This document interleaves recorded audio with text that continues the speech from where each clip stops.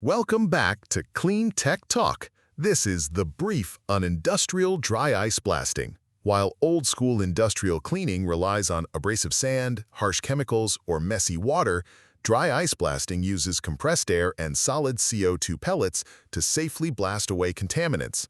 First, let's look at the science. It's all about kinetic energy, thermal shock, and sublimation.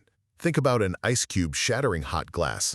That sudden thermal shock from the negative 109 Fahrenheit pellets makes dirt literally fracture. Then sublimation hits, and that CO2 instantly expands 800 times in volume to completely blow the grime away. Second, let's talk operational value. Since the dry ice completely evaporates, there's absolutely zero secondary waste.